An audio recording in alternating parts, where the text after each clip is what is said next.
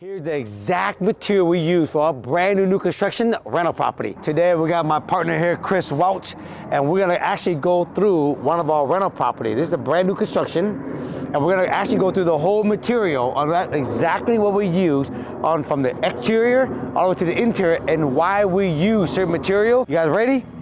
Let's do this. All right, you guys, y'all better take some notes right here because we're about to break the game down for you guys if you want to ever build new construction for a rental property. So, first things first, Chris, let's talk about the door. If you're doing new construction, you might want to think about doing something really durable and low maintenance when you're dealing with rentals. This is a fiberglass door with the glass relight in it, but the fiberglass is very durable, it's low maintenance, it's going to last a long time. Yeah. If you're going to do something for sale, you might make it a little fancier with a wood door or something like that, but that's not going to be as durable and last as long in a rental scenario. And cost effective, because we got to think, you guys, if you're going to build for rental, we got to keep the cost down and make it look good so we still get top dollar for rent. Next thing, siding. So here we're using all cementitious product, no real wood siding here because the wood is going to deteriorate. It's going to have to be painted sooner. It can rot. You can have lots of maintenance issues with wood, especially in the Northwest. So think about where you're at.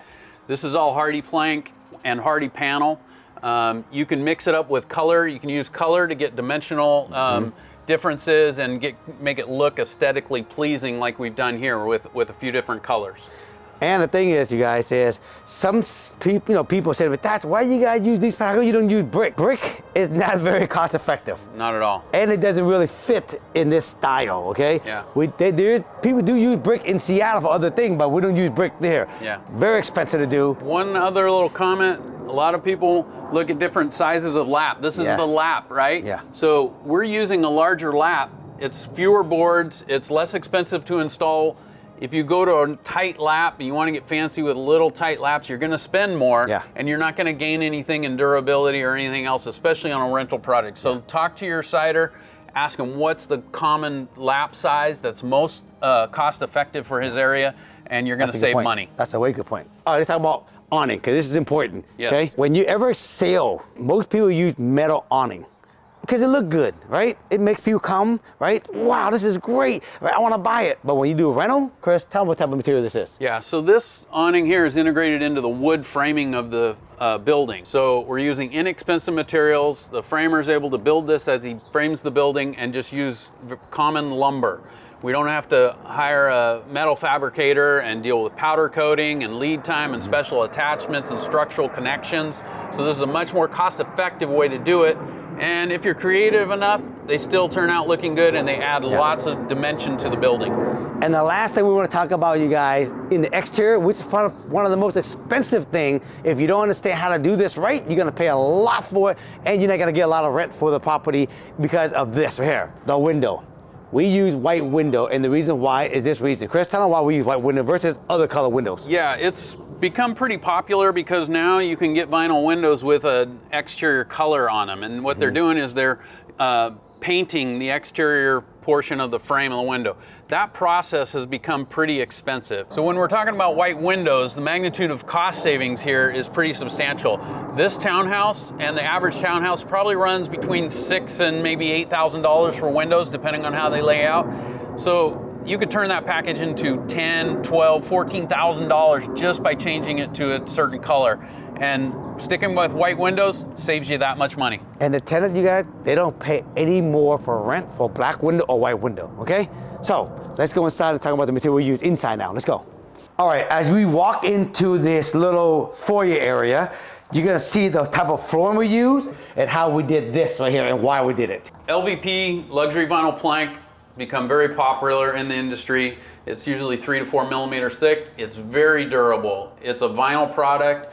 Withstands moisture, it's waterproof, it takes impacts very well, it's not going to ding and scratch, so this is extremely low maintenance, really, really good for rentals. They have lots of colors and textures, it mimics hardwood floor, and we've run it right up the stairs because it's also very durable on the stairs. We don't want to have to redo carpet treads on the stairs. Those get trampled down. You're going to be replacing carpet every time somebody moves out. So we went ahead, it costs a little bit more than carpet, but in this case, durability and longevity is what we want. Again, we know this is a rental. We're gonna save money here. But in the long run, putting carpet on the stair is probably the worst thing. If you pay a little more and have basically LVP stair, it will last a long time. And this is what we realized we were willing to pay for this up front if we're going to do rental versus carpet. All right, so let us talk about the kitchen area, okay? There's a lot to talk about here. I think the most important thing is talk about cabinets, okay? Yeah.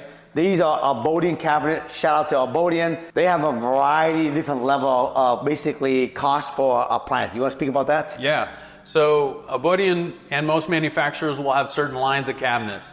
For rental properties, we're going to stay in the builder line of cabinets. They might have a reduced category of selections, but that's okay. They're going to work with popular colors, popular styles in that builder line, and it's going to save you money. But they're still going to be using reliable hardware and construction techniques that make the cabinets last long. They're going to be durable, and they're going to last for your rental property.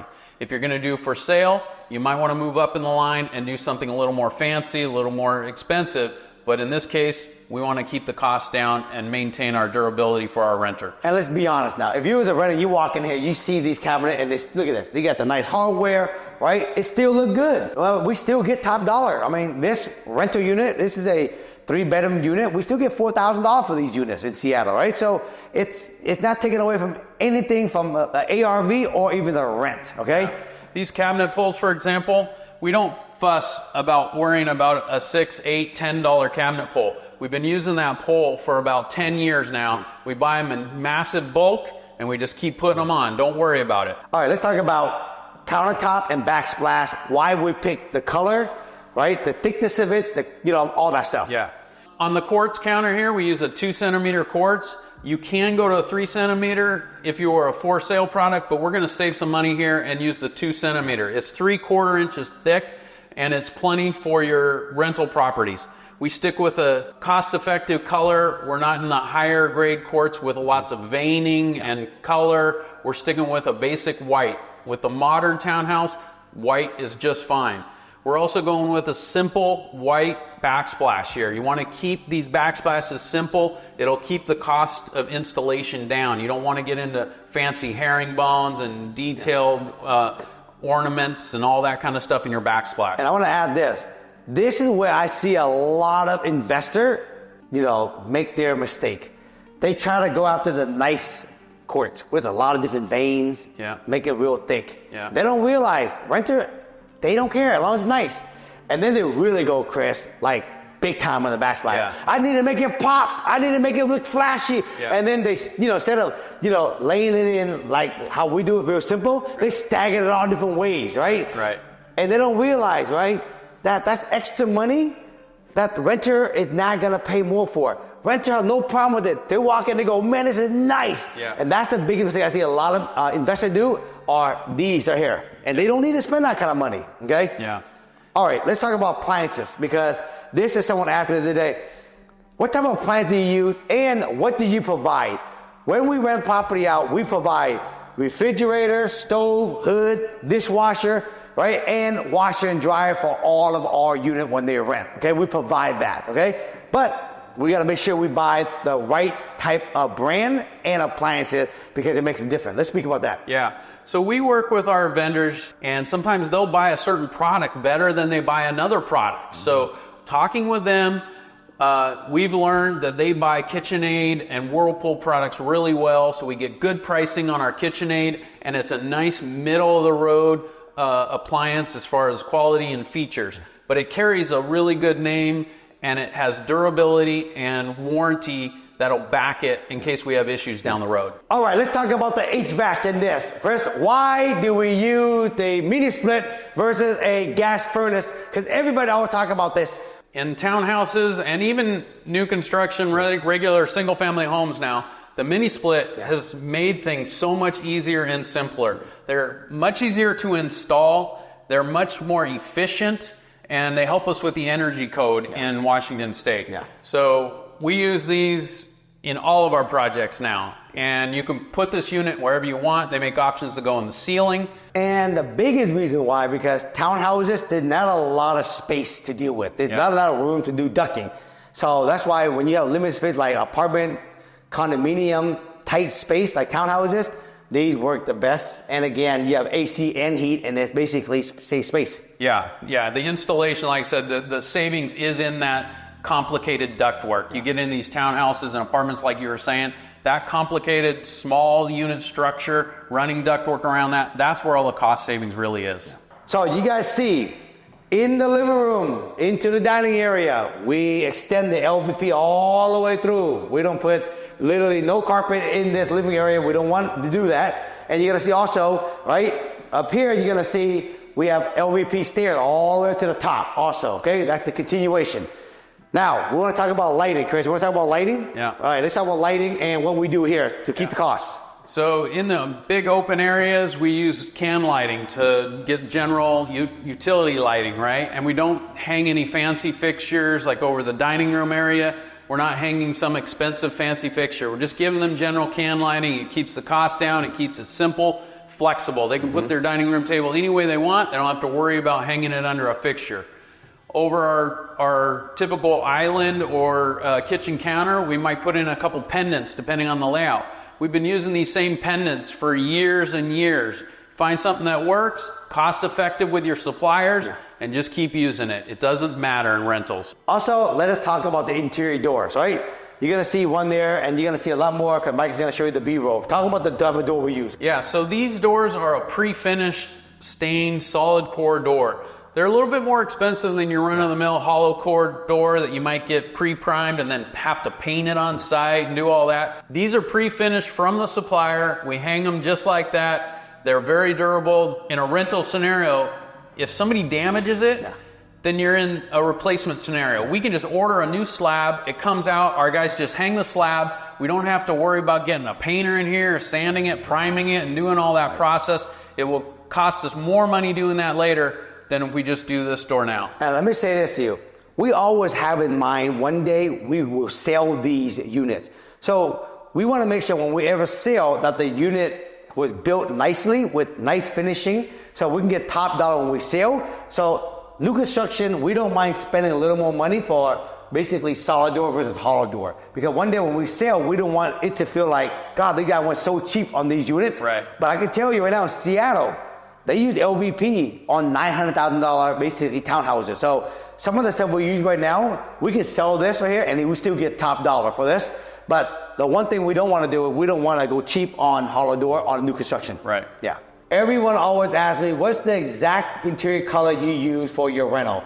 So this is the Benjamin Moore color we use on the wall. It's called Swish Coffee, okay?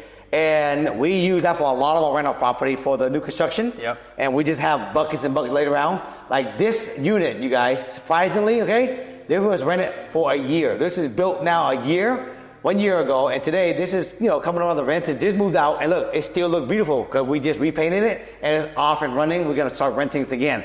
But this is Swish Coffee from Benjamin Moore. So, Chris, what type of finishing do we use? Because a lot of people always ask me, what type of finishing? Yeah. So on our drywall finish here, we call this a light orange peel. Yeah. It's very light. It's just an orange peel texture. It gets a primer coat on it, and then it gets a final paint coat over that. Is this more of a flat look kind of a paint? Yeah, the paint product itself is a flat paint. Okay, so it's flat with light orange peel. Yeah, and then in the wet areas, the bathrooms, laundry areas, we use a satin finish. So it has a little bit of a sheen, but not a high gloss. Yep. But the satin sheen gives you a little more durability and protection from those wet areas. Let's talk about the trim, the window seal, all that kind of stuff. Yeah.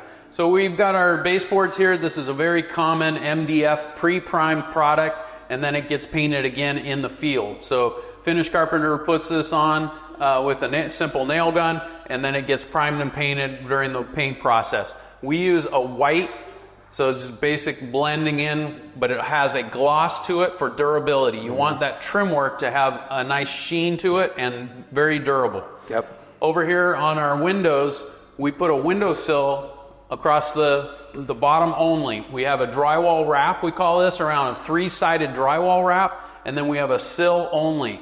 And we create this little shadow line here with our drywaller installing corner bead, just a 3/8 of an inch shim underneath of our sill by our finish carpenter, and we create a nice little shadow line mold that kind of adds to the detail, but it doesn't cost us a lot of money to do. Yeah. In the modern space, we don't use window trimming around the windows, right? But if we're gonna do the seal, right, we wanna make it like almost like a commercial look, and this is why the shadow line. And this is simple again, cost effective, and again, renter don't pay you more money if you have whole window package trimming around the window, okay? One more thing that we do on the interior trims and millwork, on our handrails here, we use a pre-finished handrail, and this matches our pre-finished doors.